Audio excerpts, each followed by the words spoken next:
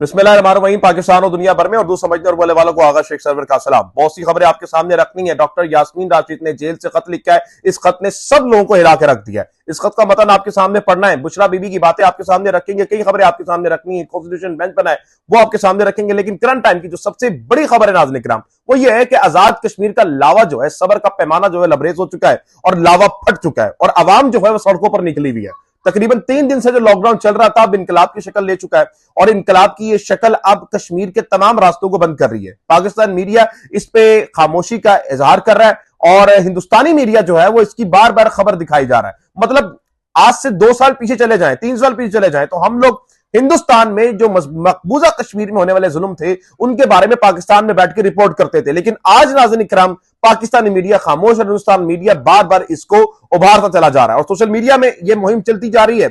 और जो काफिले वहां पर निकले, जिस तरह का मैसिव क्राउड निकला है, लगे सर है कि कश्मीर की अवाम जो बगैर मुतालबात लिए बगैर जाने नहीं वाली। ये कश्मीर की अवाम वो है जो पिछली दफा भी निकली थी और इसने अपना हिसाब जो है इस हुकूमत से लिया था और बहुत सी चीजें इस कश्मीर की अवाम ने इनसे ले ली थी। आज नाज़रीन किराम हमारा सबसे बड़ा मोटो क्या है? मतलब कि हम कश्मीर की अवाम को उनकी बातें सुने, उनके मुतालबात सुने, इसके बजाय हम लोग ये कर रहे हैं कि जनाब आला एक जेल में बैठा कैदी है, उसकी पार्टी को तुम दो, उसके लोगों को पकड़ो। सोशल मीडिया एक्टिविस्ट को उठाया जा रहा है पूरे इस्लामाबाद पे। जी नाज़रीन किराम, पूरे इस्लामाबाद पे इस वक्त क्रैकडाउन जारी है। ये आपके सामने चीज रखना बड़ा जरूरी है कि सोशल मीडिया एक्टिविस्ट को बिल्कुल से मुकम्मल तौर पर उठाना शुरू कर दिया गया है। पाकिस्तान में जो लोग रह रहे हैं उनके घरों में छापे मारे जा रहे हैं, उनको उठाया जा रहा है। अहमद हसन बोका साहब है, उनकी फैमिली को उठा लिया जाता है। फिर हमारे जो अलादीन साहब है, उनकी वालिद साहब को 2 मरतबा उठाया जाता है। ये हालात है इस मुल्क के। मतलब कि मैं पाकिस्तान में नहीं, मैं ऐसा लग रहा है कि नॉर्थ कोरिया में रह रहा हूं। मतलब वहां पे कानून है, नॉर्थ कोरिया में कानून यह है कि अगर कोई बाप गुनाह करता है तो उसकी सजा जो है उसकी नस्लों को ही मिलती है, बच्चों को ही मिलती है, 3 नस्लों को सजा मिलती है। यही पाकिस्तान में हो रहा है कि अगर कोई बच्चे की बात बुरी नहीं लगती तो ये क्या होता है जनाब, इनके फैमिलियों को उठा लिया जाता है। सारा मीर की फैमिली के साथ ये वाकया हुआ। इसकी शुरुआत ये आपने देखनी है कि किस तरह से होती है। अभी आपके सामने जो सोशल मीडिया प्लेटफॉर्म्स हैं ये बिल्कुल मुकम्मल तौर पर बंद कर दिए गए और मुकम्मल तौर पर इनके ऊपर जो अपडेट्स आ रही थी वो नहीं आ रही है। मतलब कि क्रैकडाउन जारी है। फिर उसके बाद जो इस्लामाबाद के कुछ क्रेडिबल सहाफी थे, कमर मेकन साहब थे, एहतशाम अब्बासी साहब थे, जो लोग सच बताते थे, डी चौक की कवरेज कर रहे थे, उनके घरों पे छापे मारे जा रहे हैं। कमर मेकन साहब के घर पे छापा मारा गया, उनकी फैमिली को हरासा किया गया। ये हालात हैं इस वक्त इस्लामाबाद के। इस्लामाबाद में किसी का भी रहना इस वक्त नामुनासिब हो चुका है। देखिए सोशल मीडिया एक्टिविस्ट को जिस तरह से उनका घेरा तंग किया जा रहा है, ये आप समझें कि बात जो है वो हाथों से निकल जाएगी। मतलब कि सोशल मीडिया एक्टिविस्ट को अगर आप कंट्रोल करने जा रहे हैं तो फिर नया सोशल मीडिया एक्टिविस्ट खड़ा हो जाएगा। आपने कितनी बार, मतलब कि मैं अपनी मिसाल दे देता हूं, मतलब कि 3-4 बार मुझे गिरफ्तार नहीं, मुझे 10-12 बार गिरफ्तार किया गया, मगर सीखने के बाद हम लोग फिर फील्ड में आ जाते। काम तो हमने यही करना है, हम लोग काम तो यही करेंगे। मतलब कितने दिन आप इमरान रियाज को 6 महीने आपने कैद रखा, बाहर आके उसने वही काम किया। तो हम जो है सोशल मीडिया एक्टिविस्ट सहाफी एक आईना होता है। इस आईने में अगर आपकी शक्ल बदनुमा नजर आ रही है तो आईने को तोड़िए मत, उस आईने में अपनी शक्ल को दुरुस्त कीजिए। आईने को तोड़ने से आपके हाथों में खून भी लग जाएगा और आईना तो टूट जाएगा लेकिन शक्ल बदनुमा जो हुई हुई है वो साफ नहीं होगी। तो ये बात आपको समझनी पड़ेगी। दूसरी आपके सामने खबर रख रहे हैं कि पीआईए के नई सीईओ मुंतखब हो चुके हैं और जो सीईओ है पीआईए के वो है मेजर रिटायर मुश्ताक। इनको सीईओ बना दिया गया पीआईए का। रिसेंटली हमने पीआईए की खबर पढ़ी थी, पीआईए के जो हालात थे वो काफी ज्यादा नीचे आ गए। हुकूमती जो हालात हैं वो वाकई में बड़ी नीचे आ चुके हैं और हुकूमत ऐसा लग रहा है कि हर चीज नीचे आ रही है, लेकिन हो सकता है कि इनके सीईओ बनने से कुछ हालात बेहतर हो जाए। बहरहाल लग ऐसा रहा है नाज़रीन किराम कि एस्टैब्लिशमेंट और हुकूमत के बीच में कट्टी हो गई है और उसमें बुखारी साहिबा जो है वो ये बात कर रही है कि जनाब अला फैसल वाडा साहब आप जनरल इलेक्शन तो लड़कर आए। मतलब हैरत देखिए कि वो पार्टी जिसने 8 फरवरी को टोटल 17 सीटें जीती और बेशर्मी के साथ पाकिस्तान तहरीके इंसाफ की जो सीटें थी उनको चोरी किया, पार्लियामेंट में आई और फिर मखसूस नशिस्तें भी नहीं दी जनाब आला, वो पार्टी कह रही है कि जनाब दूसरी बंदे को जनाब इलेक्शन लड़ने की तलकीद कर रही है, जो खुद कितनी ही बार बदतरीन तरीके से हारी है पाकिस्तान तहरीके इंसाफ से। आज वो पाकिस्तान तहरीके इंसाफ माजरत के साथ एस्टैब्लिशमेंट को कह रही है कि जनाब आला आप लड़े। और फैसल वाडा जिस तरह से बातें कर रहे हैं वो ये बात कर रहे हैं कि एक नया चेहरा हमने देख लिया है, अब हमें इनकी जरूरत नहीं है। और एस्टैब्लिशमेंट के जो करीबी तरीन समझे जाने वाले साथी हैं नजम सेठी साहब, वो क्या लिखते हैं जनाब आला, ये जरा आप पढ़े। ये बिल्कुल मुमकिन है कि किसी दिन मियां साहब खुद जाकर इमरान खान को मेन स्ट्रीम सियासत में वापस लेकर आए। अच्छा, नवाज शरीफ इमरान खान से मिलने जेल जा सकते हैं।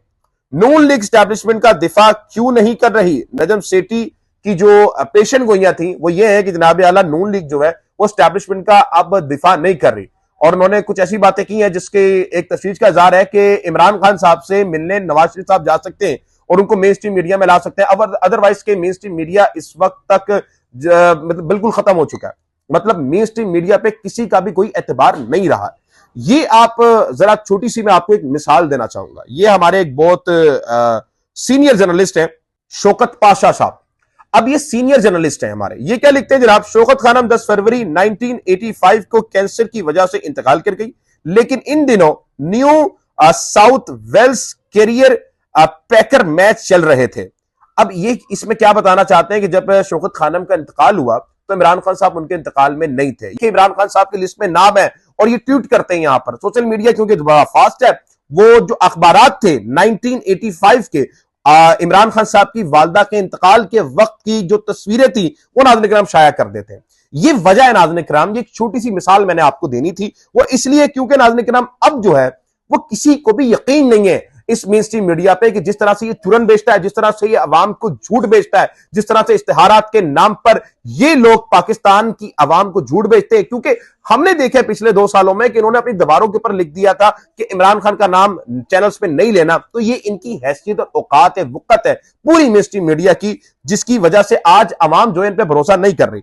दूसरी नाज़रीन किराम सबसे मेन खबर आपके सामने रखनी है, कॉन्स्टिट्यूशन बेंच जो है वो बन चुका है। 7 रुकनी कॉन्स्टिट्यूशन बेंच है, ये आपके सामने रखेंगे। सीनियर जज justice Jamal Khan Mandokhail, justice Mohammad Ali Mazhar, justice Syed Hasan Azhar Rizvi, justice Musarrat Hilali, justice Naeem Akhtar Afghan, justice Shahid Bilal Hasan.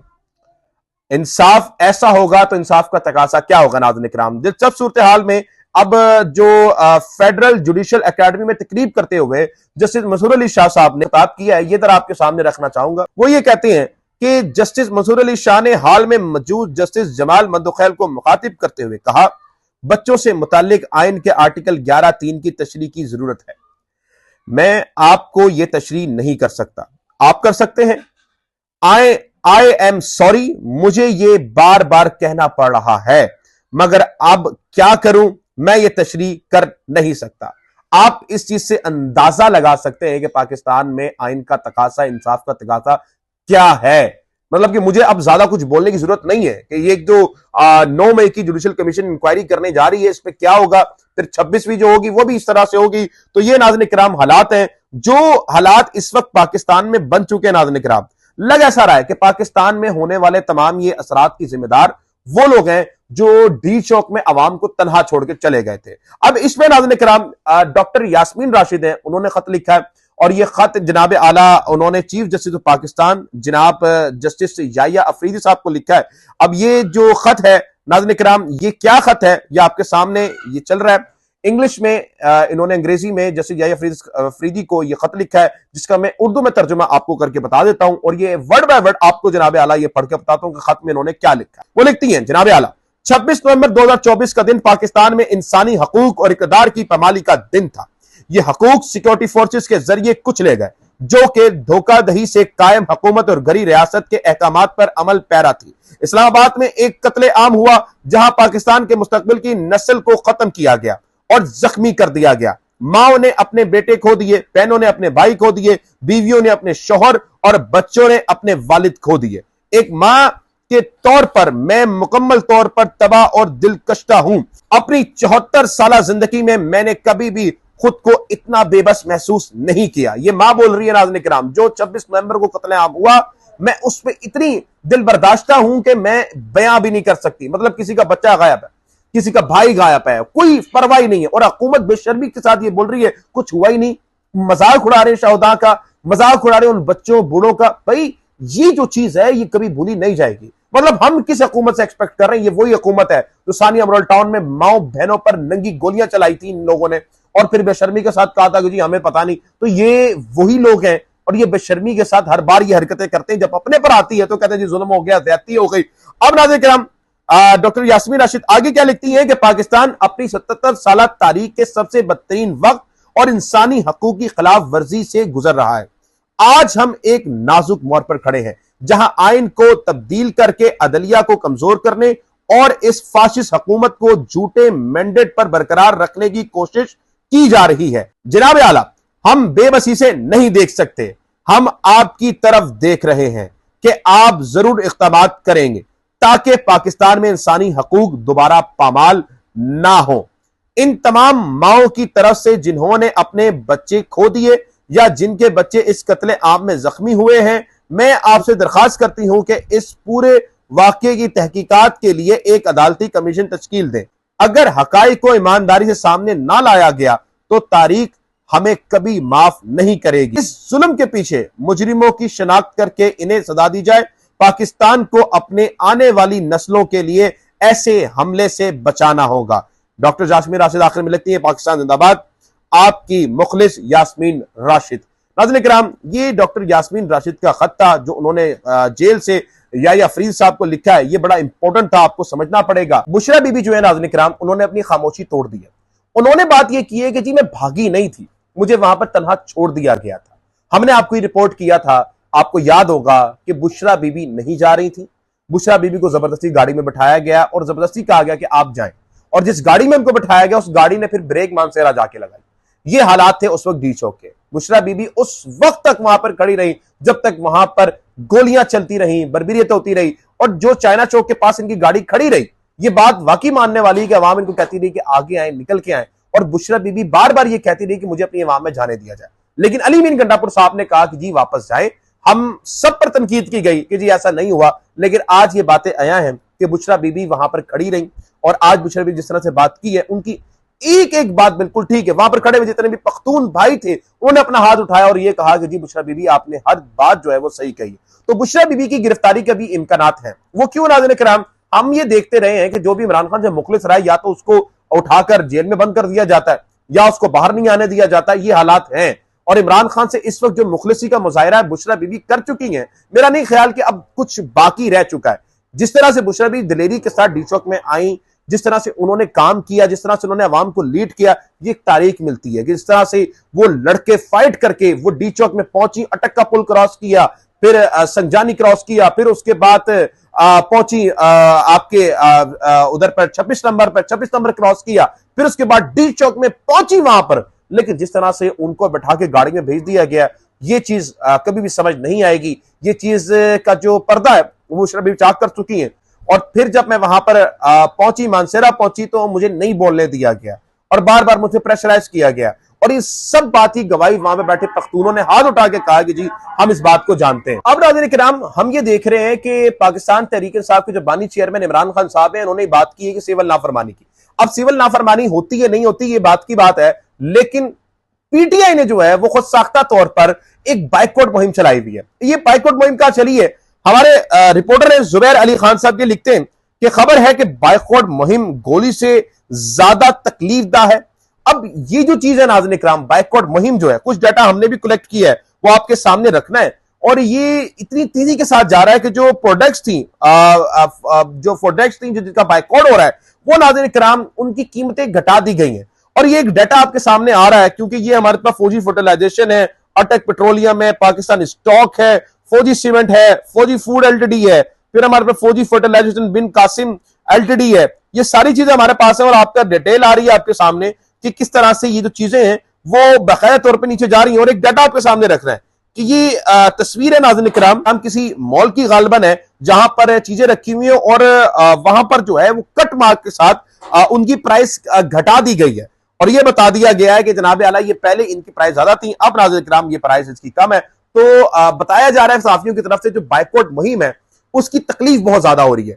Boycott मुहिम जो है बहुत तेजी के साथ चल रही है। अगर इमरान खान साहब सिविल नाफरमानी की तरफ आ जाते हैं और ये कहते हैं कि सिविल नाफरमानी हमने करनी है, तो फिर ये वाकईतन एक ऐसी तहरीक बन जाएगी, ऐसी चीजें बन जाएंगी कि हुकूमत इसको संभाल नहीं पाएगी। और पाकिस्तान तहरीक इंसाफ के चेयरमैन इमरान खान साहब ने कहा है इसकी जिम्मेदारी हम पर नहीं, इसकी जिम्मेदारी हुकूमत पर आयद होगी, क्योंकि हमने हुकूमत के ऊपर कुछ चीजें रखी हैं, कुछ एतमाद किए, और हुकूमत ने इस चीज को बिल्कुल उलट हमारे पास भेजा है। तो इमरान खान साहब ये बात कर रहे हैं कि जनाब हमारे पास जो चीजें थी वो हमने बता दी है, अब हुकूमत को चाहिए कि वो इस चीज के सामने खड़े हों और हमारे मुतालबात पूरे करें। इमरान खान साहब का अभी तक ट्रम्प कार्ड क्या है, इसकी तरफ बाद में बात करेंगे। कुछ ऐसी खबरें आपके सामने रखनी है, कुछ कॉन्स्टिट्यूशन बेंच की कुछ चीजें रखनी है, अहम अदालती केस की अगले ब्लॉग में आपके साथ बात करेंगे। अभी तक के लिए इतना ही नाज़रीन किराम, मिलते हैं अगली वीडियो में। पाकिस्तान जिंदाबाद।